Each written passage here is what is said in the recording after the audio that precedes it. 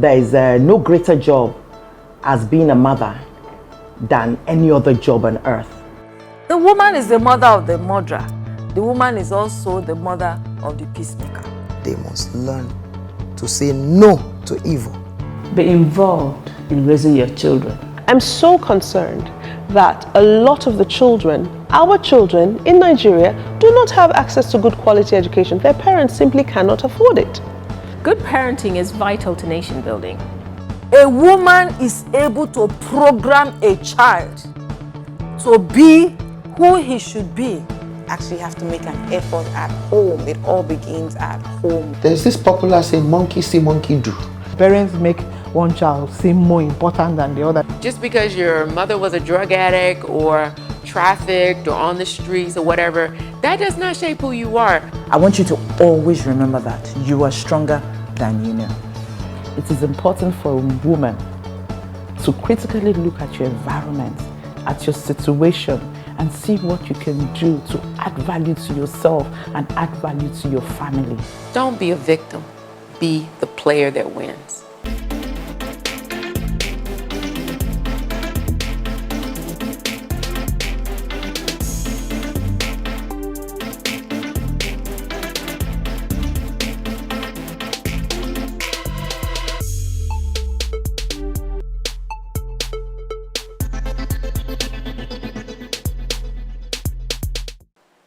We as parents have to be diligent in educating ourselves, exposing ourselves so that we can find the different keys to unlock different children, because every child has a different key.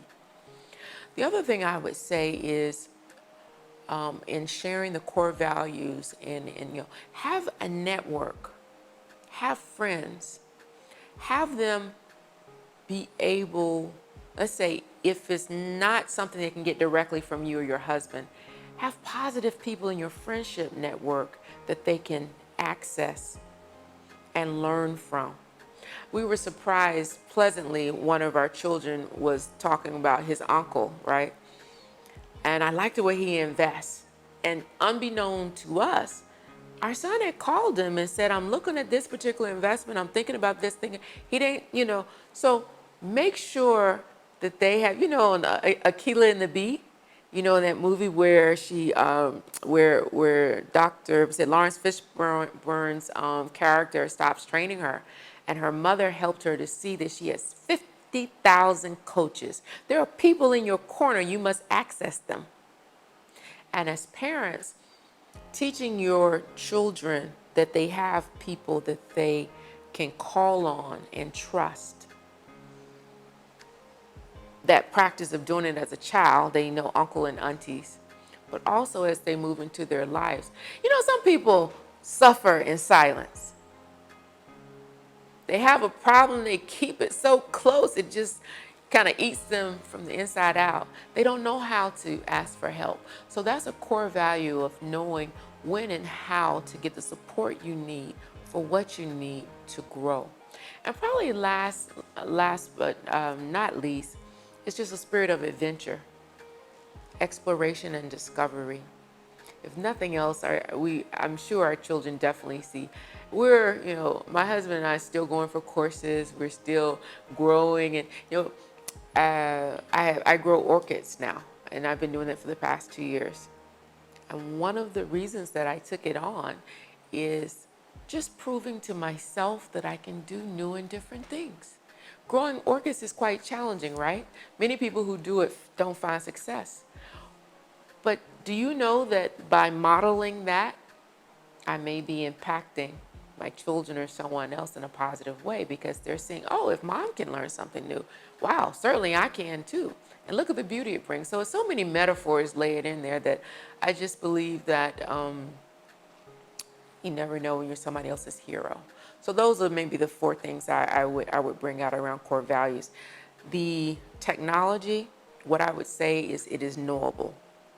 Apply yourself to study it. So in consistent, persistent building the muscle, maybe it's an hour a week that you do research. I'm plugged into parents networks where if I hear something, I can go on WhatsApp and say, hey, what does this mean? What's going on? So you leverage other people's knowledge, and then sit with your child. know their codes, lock up the phones, have policies and rules around it so that they can see that their access is not an entitlement. That access is a privilege. And you as parents need to know how to leverage that. Those are some of the mechanics. And again, I'm open to learning tips myself because I'm on that journey. I feel honored that God has allowed me to play a mother role in children that I've given birth to and those I have not. So you never know, you might be the mother in somebody's life, okay? But we were all sitting around playing Monopoly. And in Monopoly, you're having to, you have a budget, allocated money. You're having to evaluate different investment opportunities. You've got to come up with strategies for the short term and for the long term. Do I rent now? Do I buy now? So creating opportunities for you all to sit together and hear and influence how people think about money and say, why do you think mom and dad did that? Why do you? And there's actually something, I'll get up and I'll show it to you, that we had all of our kids and even my nephews sign off on. I'll share it with you. But it shows our family values and what are the things that we're looking at. We're looking for you to get your education. We're looking for you to own property. We're looking for you to keep investing in yourself and growing your potential. Some of the tools that I think are also valuable that I'm still learning how to practice, because there's no piggy banks now. We used to give money. Everything is digital. So creating an experience that people can remember. So my daddy always told me, when you get your paycheck, it's nothing like counting your money, so you know what all that sacrifice was for and you can see it. Well, now everything comes in an alert, and a little alert and a big alert all feels the same. So how do you help them to see the impact? One way that you do it is to value the right things. Having a bank account where they're understanding what interest is, simple interest is, and compound interest. All of those are ways to teach kids about finances. Sitting down and just saying, mom and dad just made these kind of decisions. How does this play into the overall equation? Why did we choose B and not A? And we're really blessed to have children that have bought homes. So when we're talking to them, we're having that situation. But then we've got kids who are buying video games, so we have the full gambit. And that diversity, I think, helps make my husband and I even more powerful. We have to be more versatile, I think is the word I'm looking for. And I'm thankful for that. Exceptional mom, shape the future. Let me just show you something. This was a program that I participated in, DARE. It was Elevate Africa. I was actually a keynote speaker. DARE stands for Discover, Achieve, Replicate, and Enjoy. And what I shared at that conference was a story of I think it's 5 people. Anybody, everybody, somebody, nobody. There was something to be done. Anybody could have done it, but nobody did what anybody could have done because everybody thought that somebody else was going to do it. What I'm driven by in terms of parenting and nation building is that it's important to help your children to understand their role. It's not somebody else's, it's up to you. If you see a problem, even in a small way, be the difference and change you want to see. That's what Nelson Mandela told us, right? And he was a model of that. So how can we help our children do that? So I ran a Black History Quiz Bowl for 10 years, for which I was recognized with the Thomas Jefferson Award for Extraordinary Public Service. And I tell our kids, you can wake them in their sleep, they will tell you, what is the rent that we pay for our place on earth? And they'll tell you it's service. So when we do service projects, we take our kids out and involve them in the service projects. I thought, in fact, I had been boring them or mistreating them. They would, we would find a way that they could be involved in the Black History Quiz Bowl, for example. So even when we moved here, I remember them a couple of years later saying, Mom, we miss the Black History Quiz Bowl. We miss having to fold and stuff envelopes and help you, write signs and tape them up and run here and there. Service is the rent we pay for our price, for our space here on earth. And through that, understanding that your service gives you permission to be here, it has a certain level of humility, because servant leadership means that you're in service to the larger organization, not that you're sitting on top and everybody's, following your orders. Purpose and change sits at the top, right? You as a servant leader needs to do your part to enable all those to happen. So that's probably the strongest thing that I see, is involve your children in going to the orphanage. I really like that people are doing birthdays now at orphanages, right? That's just an example. Cleaning up the beach, organizing a beach cleanup. That affects the environment in a very intimate way, builds the understanding of your children, and they had to use sweat and muscle. It's hot, you're doing that. But they're building muscle and knowing that you have to work toward things if you want to make a difference. So service and volunteerism for me was a really a game changer in my life. That's where I built a lot of skills for careers that I've reinvented myself into. So that's the thing that we teach our children, is volunteering and service. Be the change you want to see. Well, Google tells us that there are 85.5 million mothers on earth right now. And I would probably say that all of them are exceptional in their own way. And why do I say that? Les Brown tells the story of how his birth mother, gave him and his twin up at birth. And her, she had her own set of challenges, but she begged the woman that she was giving the children to, please keep my twins together. I think that's an exceptional choice that she made. Everybody might not agree with it. That's a huge sacrifice, to not raise your own kids, but put them in the care of someone that is exceptional. All the way to the gambit of, those that, we raise our kids from 0 to whatever, or kids that come into your life and maybe just for a season, you inspire or challenge or nurture. When you look at what's the definition of nurture, right? A friend was telling me the other day that I'm a nurturing person. And at first I was a little shocked, because I didn't necessarily see myself in that way.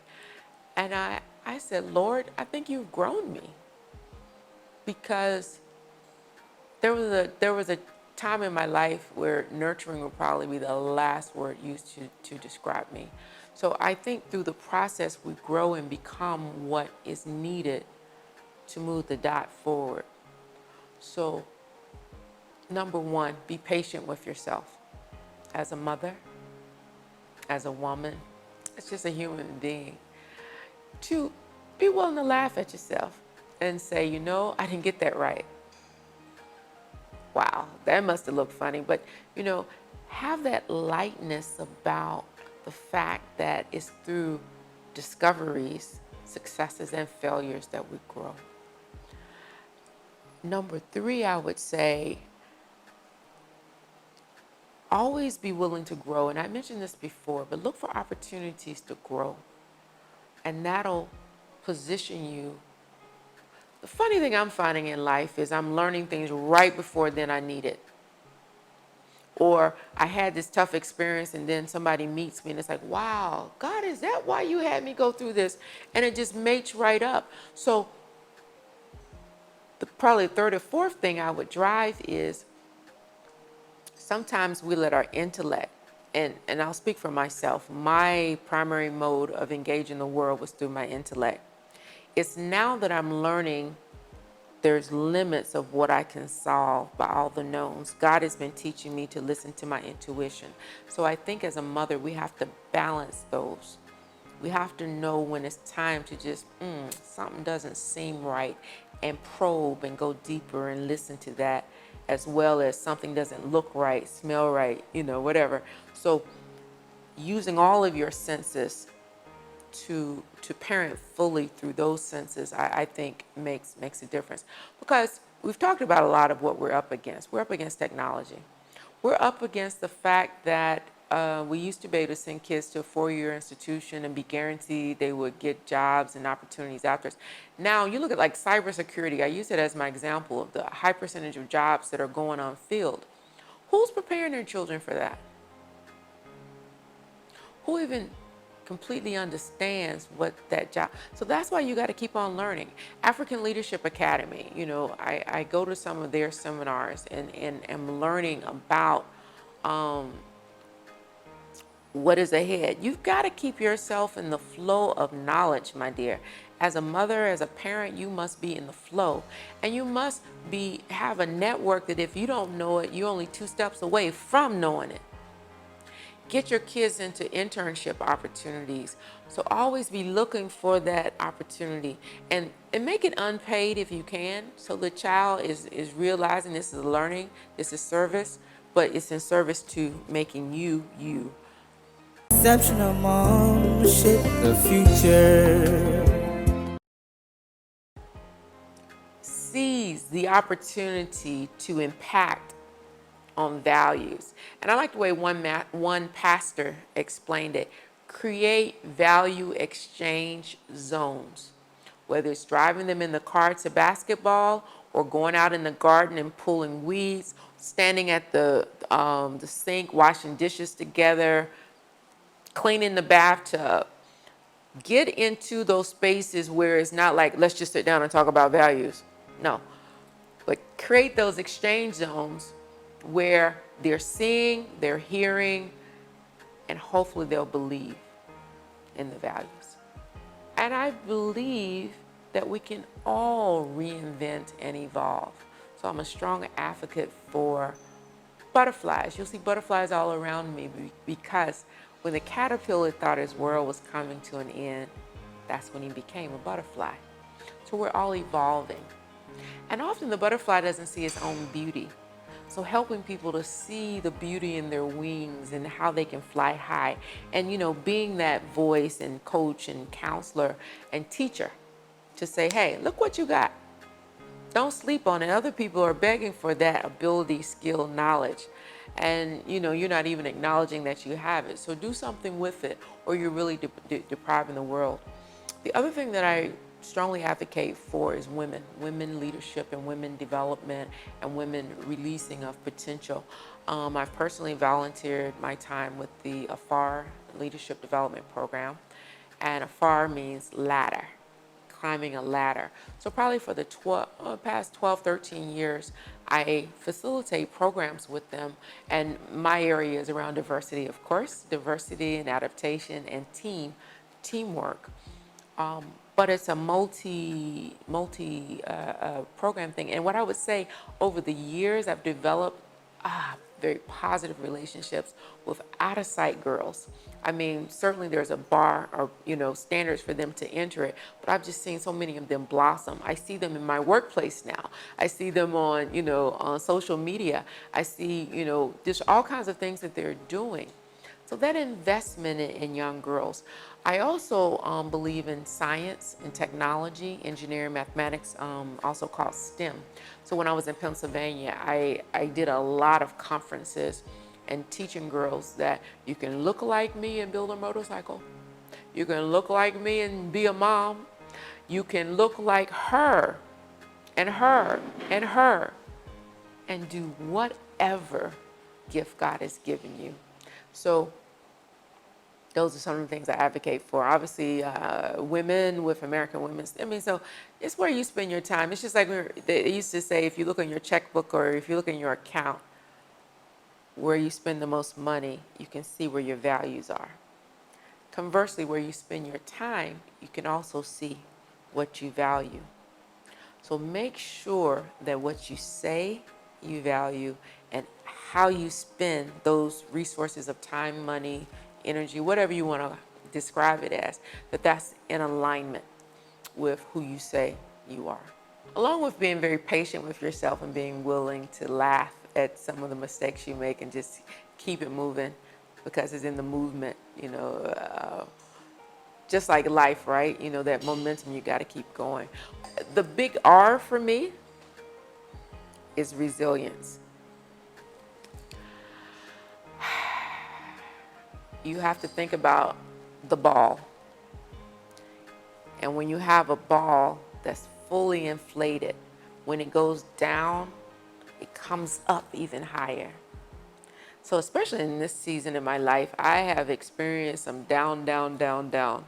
But I know if I keep my mojo and keep my more joy and find ways to keep myself inflated with gratitude, gratitude of what God has already blessed you with will allow you to keep your ball completely inflated. So when those downs come, you see yourself bounce back up and you believe you can bounce back up. And often those downs come to redirect your bounce.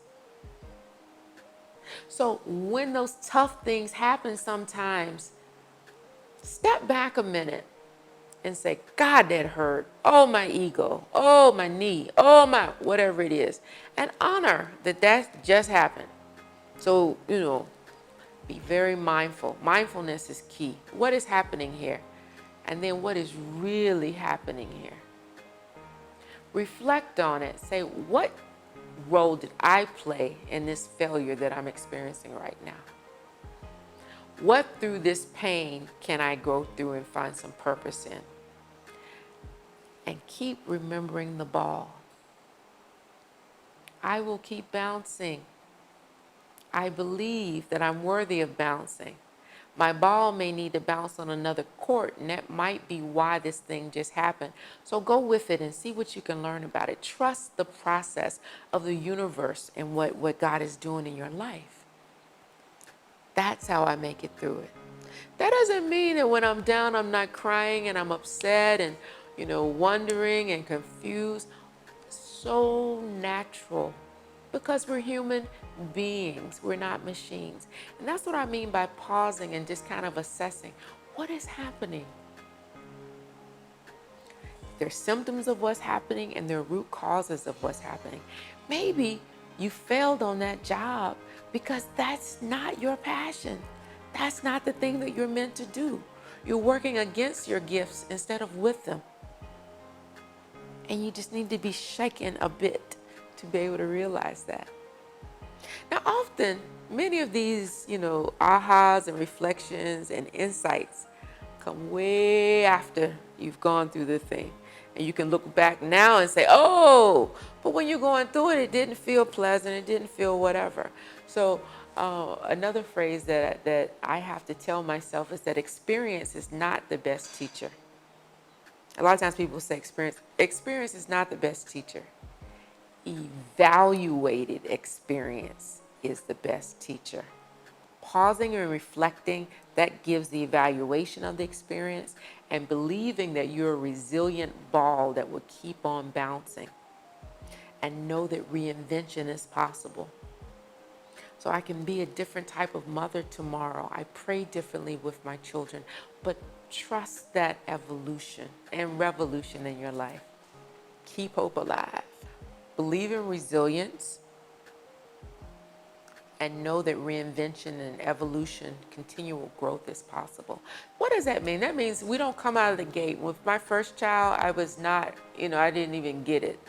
Thank God for my husband who could communicate with her. But did we grow into that? When my daughter went on her bachelorette weekend, I went with her. How many daughters take their moms with them on that? So believe that the process, where you start is not where you end. Like when I would first get a musical piece and I struggled with it till we got up to performance, there is growth and it happens. Trust it. It will happen.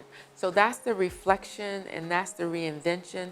And then keep your ball inflated. When I mean your ball inflated, like stay away from negative people. If you see that negativity, it might be a relative, but limit yourself.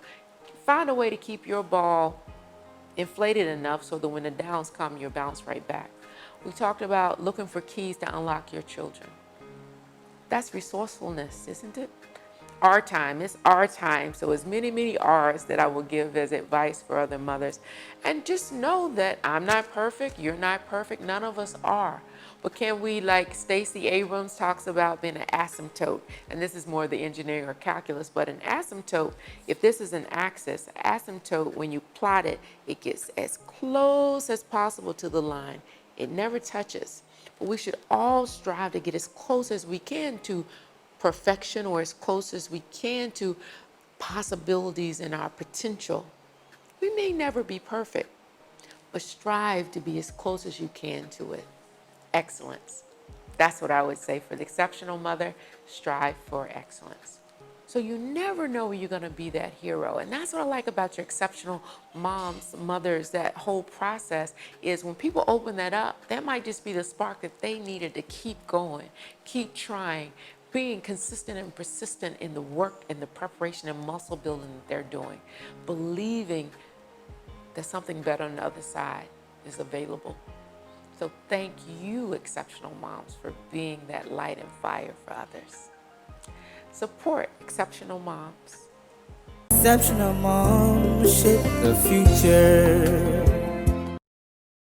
Our parental tip for the week is